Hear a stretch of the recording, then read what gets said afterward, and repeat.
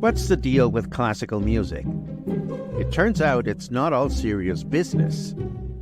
Delve into the chuckle-worthy compositions deliberately crafted to tickle your funny bone. Meet performers who thrive on adding a dash of humor to the classical scene. And let's not forget those unexpected hiccups during performances that turn into comedy gold.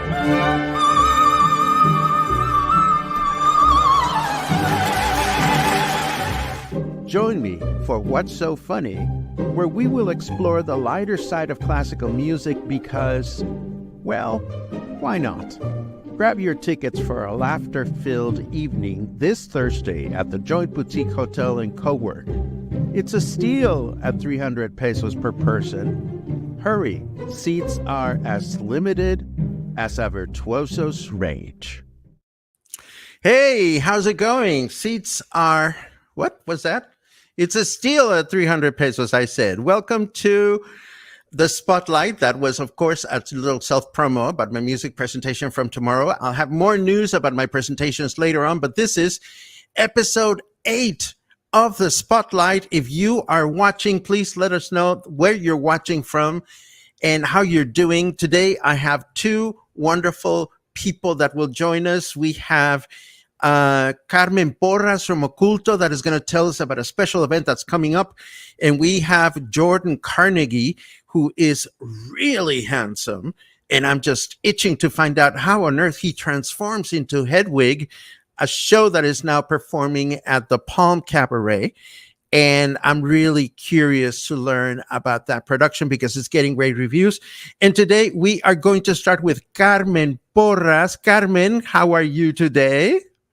Hello, Paco. I'm doing very well. Thank you. How are you doing? I am doing good. You look wonderful. You look precious. What's new in your life?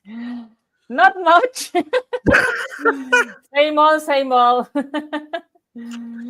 For people that don't know Carmen, of course, along with her wife, Claudia, run Oculto, a place. Well, Carmen, why don't you tell us about your project?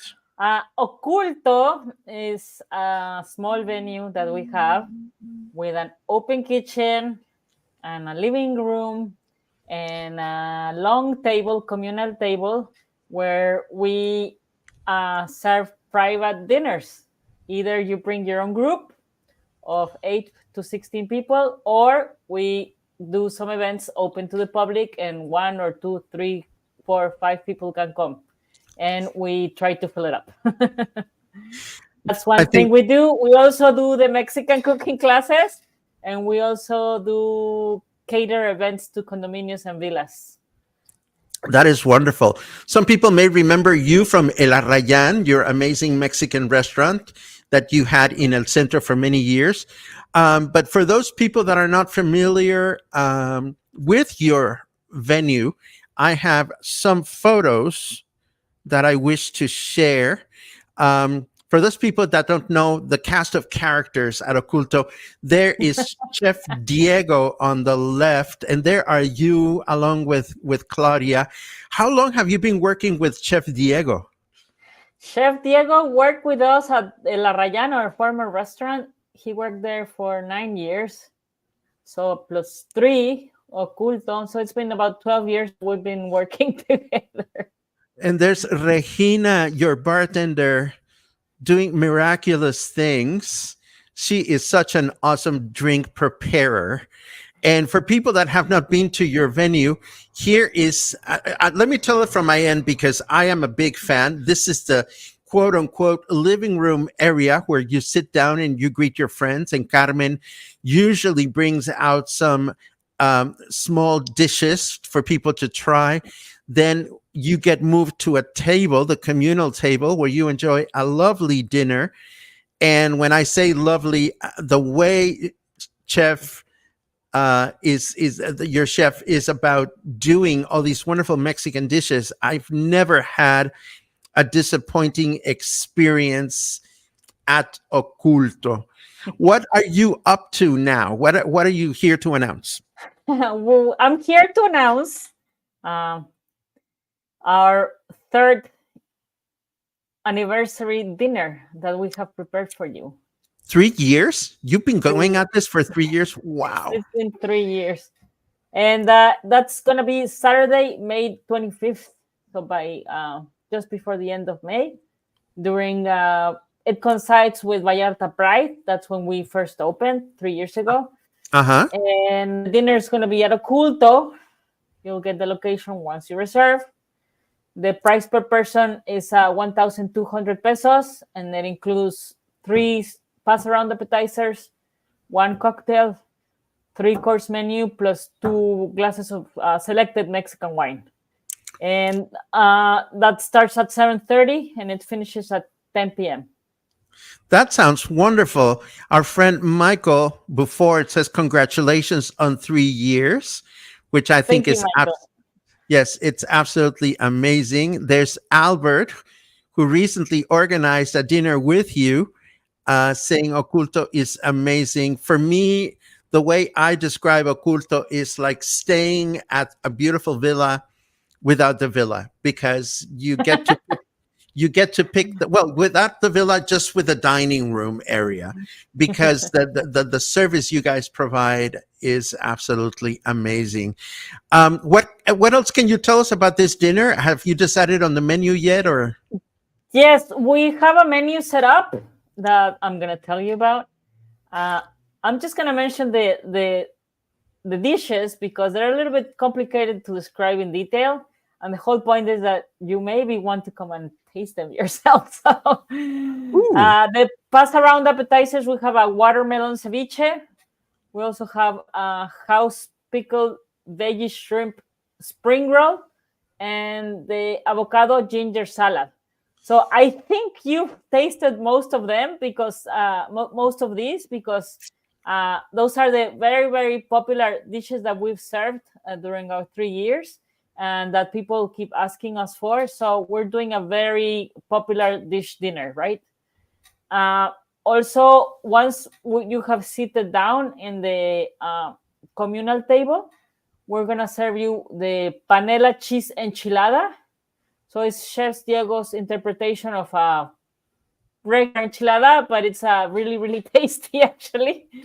And it's a local panela cheese. Then we have a juicy roasted chicken breast with black bean and hoja santa sauce. And the dessert will be served in a glass.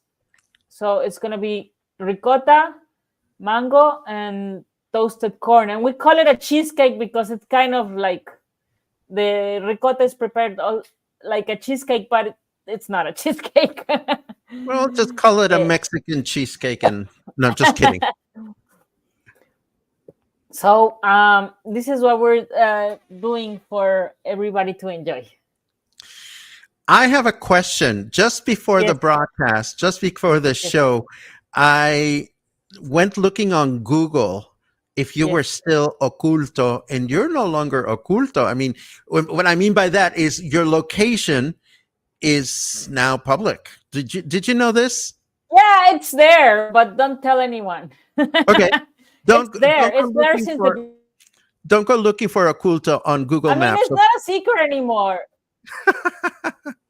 Yeah, it's not a secret anymore. But, sometimes people that come with their own personal group, they don't like to tell others. So it's a complete surprise about everything, So we try to still keep it, and not tell everybody about it unless you get the location. And, it's still fun to do it like that. And people, when they open our beautiful wooden door and they come inside and they never expected something like that, no? You may not know that. In fact, I never told you this, but one of the things that I enjoyed the most in my last Oculto dinner, and it was not even a month ago, was not even about the food. It had to do with your choice of background music, which not only was beautiful, but it was at a perfect volume for people to be able to enjoy a conversation without yelling. Thank you. Yes, we stick to very comfortable rhythms and, things that are people can notice that there's melodical music, and things that are not too strange for people to listen, and just make everybody comfortable and enjoy their company, enjoy the food, hopefully, and have the best time without any worries. There you go. Carmen, am I missing anything here? Is there anything else that you'd like to share with people? Well, all the information, and you can get your tickets on our page, which is Oculto Vallarta on Facebook. Okay. Yes.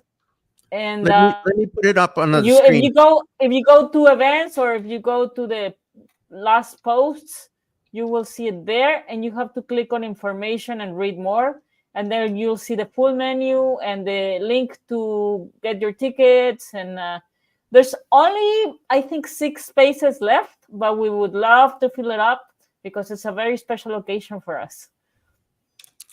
Well, there you go. I just very quickly went into the website and found it. That is the Facebook page for Carmen and Claudia and Oculto and the team. Gracias. If you have not had dinner at Oculto yet, you are missing out on one of the best Mexican food experiences in Puerto Vallarta. Thank you, Paco. Very much, And Carmen. all the tickets are online through our reservation system, and you can use a card, and it will come up, and it'll send you a confirmation and our location. Everything is automated. So and if you have any questions, just let us know. We also have our WhatsApp, which is very easy to get in touch with me, or you can dial the same number. And just let me know if you have any questions, and we would love to have you. Excellent. Carmen, un placer. It's always a pleasure. And I will talk to you soon. Sí, nos hablamos pronto. Muchas gracias. Take care. Thank you. Bye. Bye. And that was Carmen Porras from Oculto. And now we have a young man. Oh my God, even my voice is disappearing. A local actor, a singer, an Elvis impersonator, someone that I haven't had the pleasure of meeting yet. At least I don't remember. Maybe we had dinner together at a big table at some point. I don't know. All I know is that my dear friend Paul from Hotel Mercurio loves him. And if Paul loves him, there couldn't possibly be anything wrong with him. He is starring on a new production at the Palm. And without further ado, let me introduce you to Jordon Carnegie. Hello, Jordon. How are you? Hello, I'm great. How are you, Paco? I am doing good. It's great to see you. I'm sorry I threw you into this into the second slot at the last minute, but here we are. Okay. I'm so grateful that you're here. Yeah, no, it was good listening. I'm not familiar with Oculto, so now I really want to go. So it was good to get all that information. That's the whole purpose of what we're trying to do here. What we're trying to do at the Spotlight is just to spread the word about all the wonderful things that are going on in the city. A lot of us like to advertise in different ways, but my personal take, I get excited when I hear it from the horse's mouth, and I'm not calling you a horse. How did you find that? How did you find out about the Spotlight? Well, I mean, I've seen your morning shows, your coffee show, but also Mary Zach. Hi, Mary Zach. Suggested that I reach out to you for it. So fantastic. Yeah. Now, tell me about your being here in Puerto Vallarta. Do you live here year round, or are you a seasonal person, or what's the story? No, we live here year round. In June, it will be 3 years that we've been here. This coming up the next few months, June, July, will be the first time that I actually will be able to sort of get out and venture out of the super hot because I have some gigs coming up in the US in June and July, going back to Elvis. So I will be in my hometown of Grand Rapids, Michigan in the end of June for 4 shows. And then in July, I'll be in Provincetown for 8 shows for the Elvis show. So yeah, it's exciting. Yeah, but no, we're normally year-round people here. Yeah, we have been for the past few years.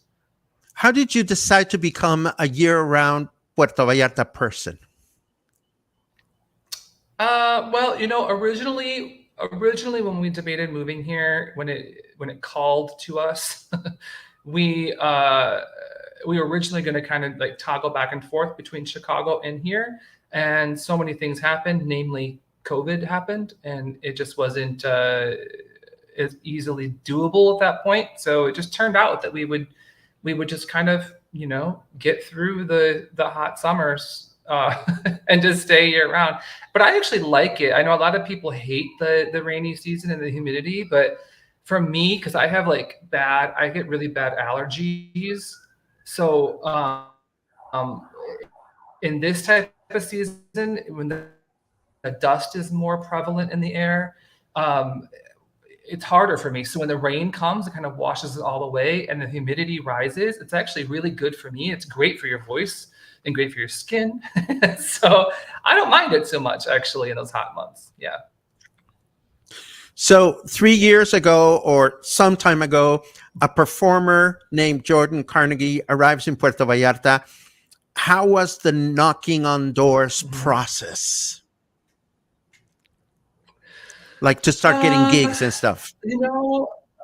I just was really, honestly, I was very lucky because I've been doing this I will be 40, but I've been doing it for over 25 years. So, but I gave it up for a while when we were in Chicago. I had a different job and it took me elsewhere, and I wasn't able to devote myself as a performer anymore. So a big part of moving here was the attraction to the art scene. And so I was fortunate to have met some people prior to moving here, and they were very encouraging, area performers to, you got to get your name out there, keep doing it, keep going. And so it was a lot of, trial and error and playing in bars. And, I had some great piano bar engagements, 2 residencies at the now, of course, RIP Encanto, but wonderful, wonderful experiences there. And so I've just been lucky because I've had a lot of support, and I've worked hard, but I have a lot of the right people in my corner. So it's very nice. You have at least one fan watching. My friend Pat Rees says, Jordon, hello. You are fantastic as Hedwig. Let's talk about Hedwig. For those people that are not familiar with the musical or the film, take us by the hand. Sure. Well, so the show was it debuted in 1998 as an off-Broadway sort of niche musical. In a nutshell, on the surface level, Hedwig, born Hansel, born male in communist East Berlin, was sort of effeminate boy, which maybe by today's standards we would maybe say non-binary or something, but comfortable with the gender that he was born into, and raised by a sort of horrible mother and a broken home, and eventually meets an American soldier who convinces him that I can get you out of here. I can get you out of this communist country and give you a better life in America, but I got to marry you. And the only way I can marry you is if you pass a full physical examination, because of course 2 men are not going to be allowed to do that. And the mother, being hands off, just says, sure, and there's a line in the show that it's one of the most profound lines in the show, and that the mother says to Hansel. It says, Hansel, to be free, one must give up a little part of oneself. And so enter sex change or gender reassignment surgery that turns out botched, hence the title Angry Inch.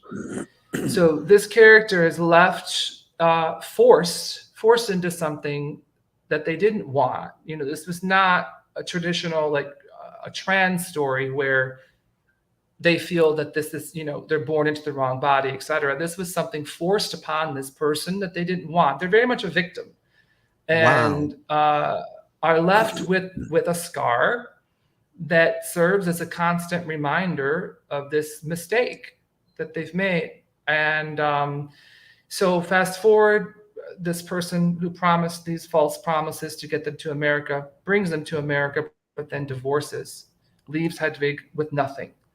And to pick up the pieces and go, well, where am I? Who am I? What did I just do? Where do I belong? Where do I fit?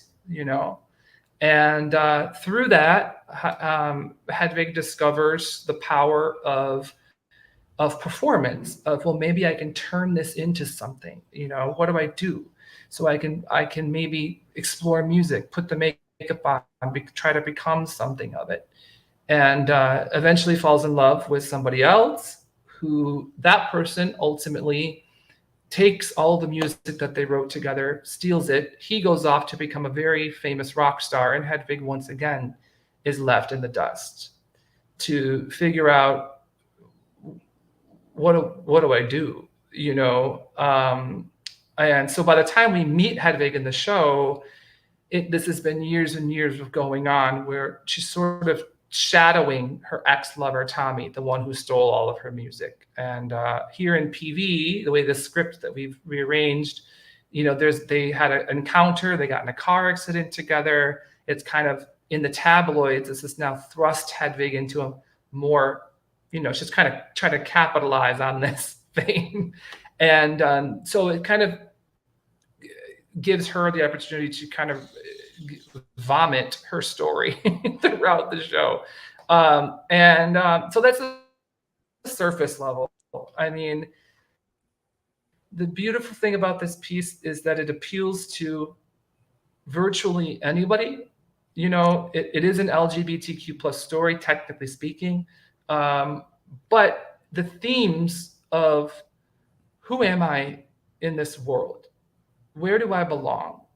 I was told by society and by my mother and by this person that, well, I'm a boy, so then therefore I can't wear makeup and I can't be the person I need to be, so I must have to be this thing. But that's not really what I want to be, and it's a confusing thing for this person. And so she spends all of her life looking for validation in other people, specifically people, to try to complete her, and in situations as well, only to be repeatedly beaten down. And ultimately learns her lesson that everybody, no matter who you are, no matter what you have been through, we've all loved and lost. We've all sacrificed parts of ourselves for other people, whether that's friendship, lovers, family, whatever, only to be burned by them, and for them to have not given us what we've given them. So it's a story of human perseverance, self-discovery, self-love, and self-acceptance. And luckily in the show, we get to see all of that sort of play out. We get to see every emotion under the sun that this person goes through. But they ultimately come out okay in the end. And it's a beautiful, it's very funny as well. Don't get me wrong. It sounds like it's all, but it's hilariously funny, full of cheap, trashy jokes and and this wonderful music as well. Let's not forget this amazing music in the show. I am so grateful to have you here today, Jordon, because when one is on this side of the camera and one is hosting these kinds of things, one is always worried that the people that you're going to invite are not going to be eloquent. But I mean, you just told us the most captivating story about a show. How could anyone not want to go see it? That was bravo. Now, thank you. Wow, thank you. how did you discover the possibility of doing it here in Puerto Vallarta? Because I mean, you've told us about the show. Yeah. I was lucky to do the show about 11 years ago before, and had an award nomination for it. It was very successful. And I just always wanted to revisit it again. And it seemed like so odd to me that it had never been done in Mexico, period. And also, specifically here in Puerto Vallarta, was such a good fit. It's such a good fit. So it was a long, arduous process. I mean, from beginning to end, it was over 2 years. This recent, to get this production up, was closer to 7 months, because it was a lot of, Wow. back and forth with the rights company to make sure all the legalities were sorted out, and et cetera. So it was a lot of perseverance. But this show has, to me, and to, thousands of other people throughout the world now, has been a life-changing piece of theater. It affects people on a very deep level, and it has me. It changed my life. I was that young, queer, bullied kid that didn't really know where I belonged. And this show taught me that, sometimes you just gotta look within, and you've got to find that inner peace and that inner love. Because if you don't do that, you're going to be no good to anybody else in your life. And ultimately, that's the lesson that Hedwig learns throughout the show. So it was very important to me that I brought it here. It was also very important to me that I had my supporting cast be local Mexican talent. I really wanted myself to be the only white person on the stage, and my co-star Joali Guerrero, who is absolutely remarkable. She's a tour de force around town with her band Lovers, took on this challenge to play my husband, and she's absolutely remarkable. The band Wow. is just more than I could ask for. And I'm just happy that an opening night, you always hope that people are going to like your performances, but on a grander scale, I just want to make sure that the story is being told truthfully, and that it's hitting the messages that need to be told honestly within this show are told. And, the amount of response I've gotten, people were laughing, people were crying, people were moved. And that's all you can ask for. That's all you can ask for with a piece like this. So I'm just very, very grateful for it. This is wonderful. And for those people that are watching from elsewhere, yes, that is a rooster. And I just want to make sure that people understand that living down here, we are surrounded by all kinds of creatures.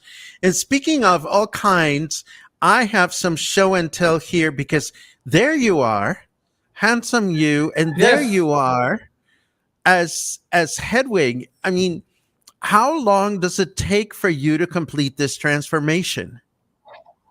Honestly, I wish I could give you some sort of dramatic answer, but it's only like 45 minutes. Really? Yeah, it's not that long. Yeah, makeup wise and stuff, it's about 45 minutes. There's a lot of mental stuff that goes into it as well to get into the right mind space, and putting on all the clothes and all those things. But as far as like the makeup and the wig and everything, that like 45 minutes. No, it's not too bad. Yeah. That is wonderful. Before I ask you specific dates and times and all that stuff, I see some fans of yours among the audience. There's somebody by the name of Jordon Carnegie. Hedwig is after her. I don't know, but he asked your last name, so And that's he my was here. husband. Oh, fantastic! Hello, Richard. And then I see Pamela Shepard, whom I adored in the play that she was just in, says, I am the biggest Jordon fan as Elvis and as a friend. Pamela. Can't wait to see Hedwig. Is it Hedwig or Hedwig? Hedwig, but in the show Hedwig because she is German. So when she says her own name, it's Hedwig. But Hedwig Excellent. is totally acceptable. Then Um, Heather Hi, says, Pamela. I love you. Heather says, Puerto Vallarta, you're so lucky to be able to see Jordan in Hedwig. I enjoy being fortunate enough to see Jordan perform in so many different shows and aspects, and Hedwig will always remain my favorite. Then Craig Oh, that's so Erickson is sweet. Hi, saying, I Heather. will see the show tomorrow. Jean is asking Uh, any afternoon performances. When are no, you performing the unfortunately, show? there's not. So the next, so tomorrow, Thursday at 7:30 p.m. at the Palm Cabaret. So we had 4 shows in total. One was this past week. One is tomorrow, Thursday, 7:30 p.m. the Palm.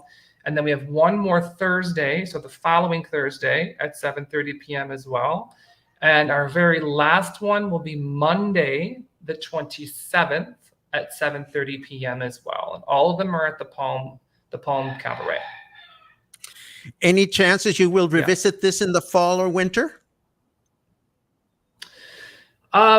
Yes, that is, of course, the goal. There was a lot to, frankly, there was a lot to prove on our behalf because this is something, of course, wildly different than the Palm is typically used to putting out there. So, we wanted to make sure that we solidified, like, look, this is going to be a success. I think this is going to work, and it is working. So, with that said, the goal will be to come back for next season as well. I don't know specific months or details at this moment until we have that conversation, of course. There is also with shows that are not they are existing works of art, written by other people, and therefore there are legalities and people you have to pay in order to be able to perform it. So there are some things that will need to sort of be hammered out before we can actually make a definitive decision of how many and when. But I do know that people want it back already for high season. It's the most common question that I've been asked. So we will do our best to come back for the high season here in Puerto Vallarta, and to be able to bring the show back, at least for like maybe 8 more shows or something. Well, Jordan, it is such a pleasure to hear everything you've shared with us about the show. Are we missing anything here? Is there something that I haven't asked you that is really important for you to convey, not only to the audience that is gracing us this afternoon, but to the people that will watch this hopefully during the next week or so?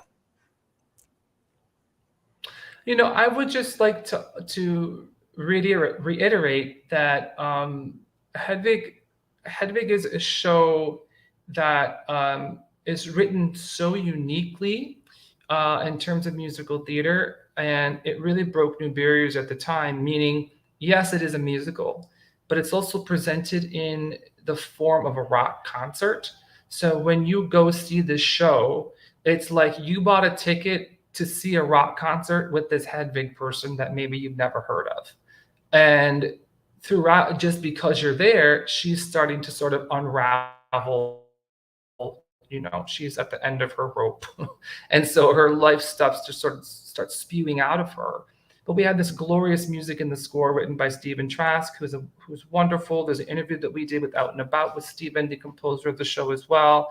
But everyone gets something out of it.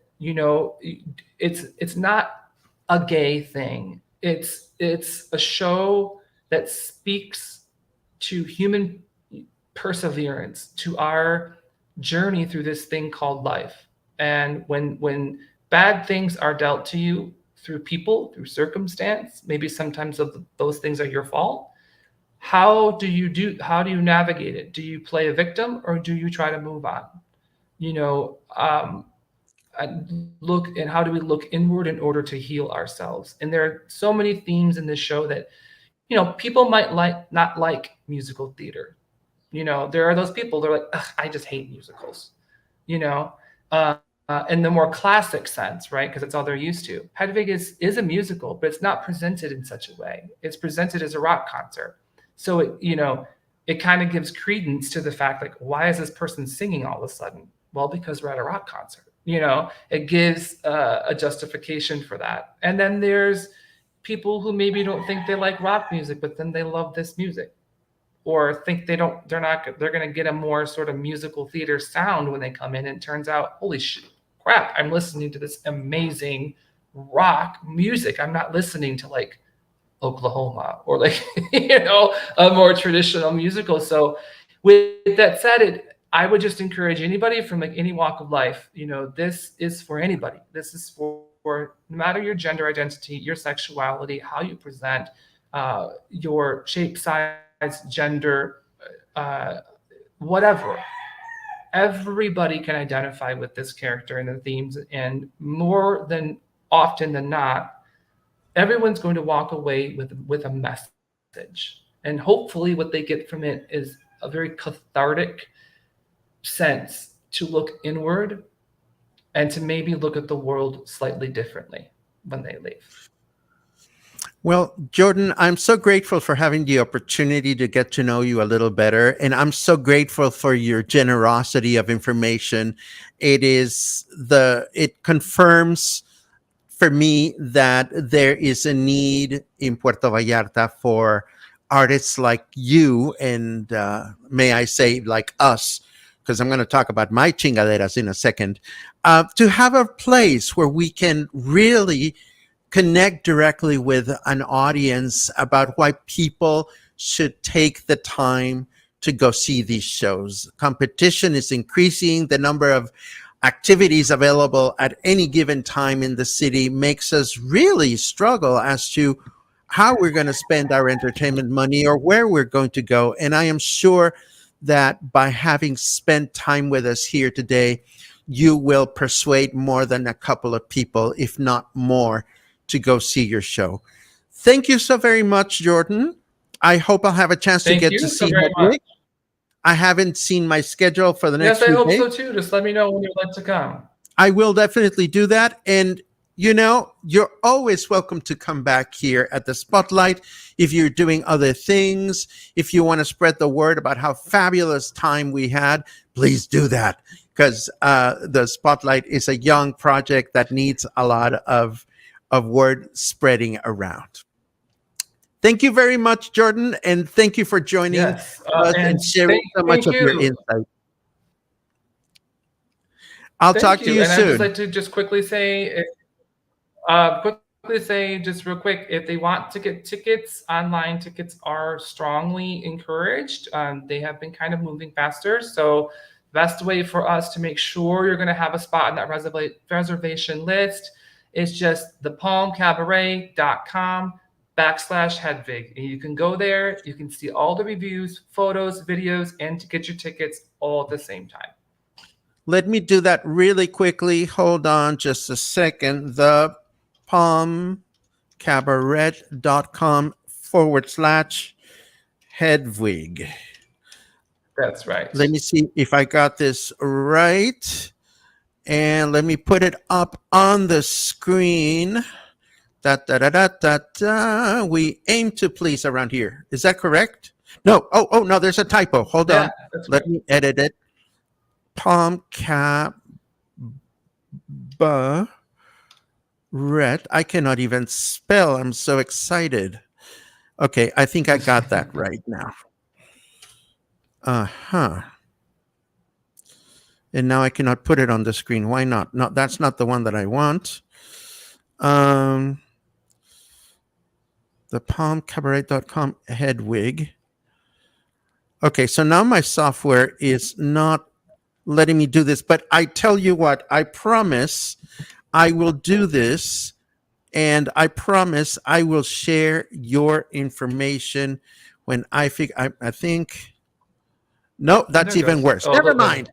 Never mind. No, nobody pay attention to my screen. I will put it in the show notes. I will put it in the description of the videos. I will share it tomorrow in my morning show, and I will learn how to spell. I promise. Thank you very much, Jordon. I'll see you soon. Thank you so much, Paco. Take See you care. soon. Bye-bye. Thanks so much. Have a good one. Okay. Bye. Okay, before we get going, I have some announcements of my own, and I appreciate your company. I'm sorry I couldn't get myself to type. There's a question here that caught my attention. Somebody was asking, Frank said, I'm sure that today is not a giveaway episode, I would imagine. The answer is correct. The way we handle that, Frank, is I ask ahead of time to anyone whether they're going to have any giveaways or not. Some people say yes, some people say no, and that's just the way it is. I'm still very grateful to have people join me and tell me about what they're doing, and I hope you are as well. Now, to direct attention to me for a second before you leave, if I may, What's So Funny is tomorrow. I continue with my music appreciation presentations, 2 each month, but moving forward this summer, we're going to have a combination of repeats and new ones. The one tomorrow is brand spanking new. You just saw a little promo video for it. Then later on in May, we're going to continue with Blame It on the Bossa Nova. We've done this before, and I'm happy to do it again because it was very well received.